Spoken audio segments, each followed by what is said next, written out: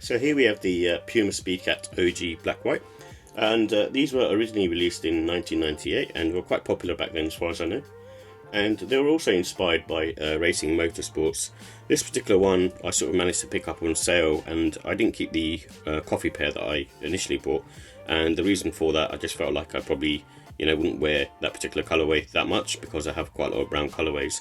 And I saw these on sale for like £63, so that's the reason why I sort of pulled the trigger on them really. So with the details, they come in a Puma black and white colourway. So it's very much a simple colourway, and makes it sort of easy to wear. And normally I don't buy black sneakers, but I think with this particular silhouette it works.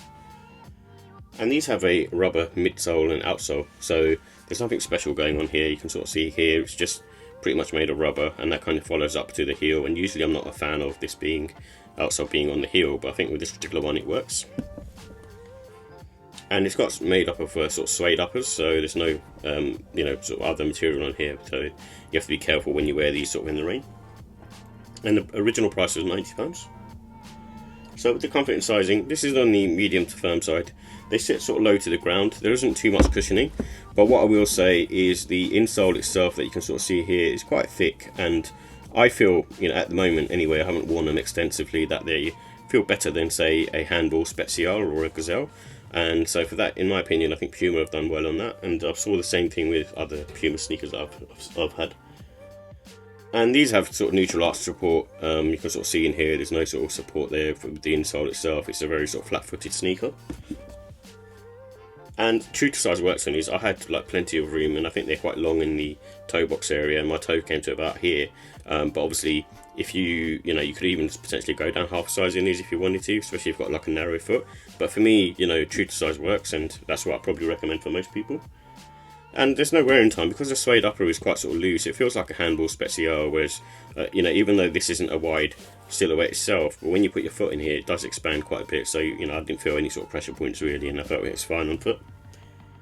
And this has got sort of standard grip, so you can sort of see that on here. It's almost got this sort of tire-like pattern on the outsole, which I think is quite unique and quite different as well. And you don't normally see that, and mainly sort of see that on something like the Jordan 14. So I think it's quite nice to sort of see that, and I think it will work well as well in terms of its traction and walking around and stuff. So with the look and style, it comes in a classic Puma styling, so you can see that, and it's very much in line with any other sort of Puma trainer.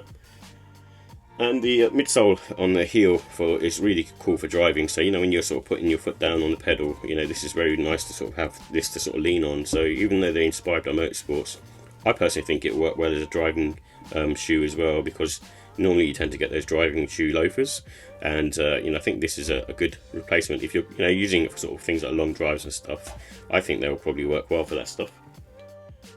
And it's got a Puma embroidery on the toe box. I just really like that. I think it's really funky, and it's quite different as well, and quite unique, and really sets the sneaker off. And I think these ones can be worn all seasons. It's one of these, again, sort of simple, easy to wear sneakers that is lightweight, low to the ground, not much tech in there, but because of the suede material, it's easy and forgiving as well. So, and the only thing that I would say is obviously wearing it during any kind of rainy sort of season, you just want to watch the upper, and I'd use some sort of protective spray to make sure that it doesn't sort of get ruined too quickly.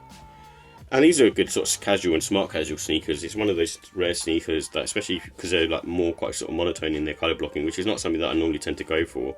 But I think with something like this, they're kind of more sort of going towards sort of shoe-like territory. So for that reason, especially nowadays as well, you could probably get away with wearing this with a kind of more of a smart outfit.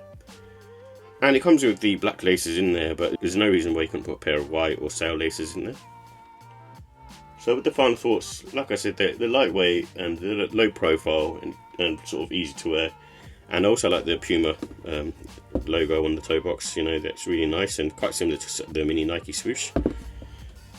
And also like the materials feel soft and kind of easy to wear, and very easy, kind of nice to feel as well. So similar to like the Handball Special in that regard. So with the cons, the comfort, it is basic at the end of the day, so you get what you get and get what you pay for. But however, with this sneaker, like I said, the insole is slightly better, so I'm not going to, go around that too much. And the heel base itself, so obviously it's inspired by for driving. So you can sort of see it's a little bit narrow on that side, so on the heel side. So just be careful that obviously when you're walking around, you might sort of feel that. But I found, you know, it seems to be fine for me, but I just sort of thought I'd mention that because it's slightly more narrow on this side. So with the ratings, I think the look and style for this is 5 out of 5. I think it's, in my eyes anyway, a really cool looking sneaker. Comfort, I'm going to give it a 3. It's not like amazing comfort. It's fine for everyday use. I think if you're wearing it for a long period of you know, the day, then I think you might get a bit fatigued after a while, because it's just a simple, not much cushioning in there. Quality, I'm going to give it a 5. I think, you know, for the price that you pay, the leather quality on this is nice. They haven't skimped out on the insole too much. And yeah, just in general, it's just a really well constructed shoe. And the pricing is about £90. It's similar to like the Adidas trainers really, but you know, with this one I feel it's using slightly better materials and, like I said, the insole as well.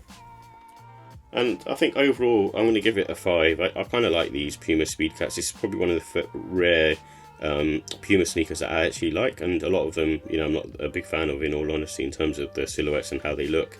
But I don't know, there's something about this one, but I'm kind of, you know, I like that more sort of sporty, racy vibe.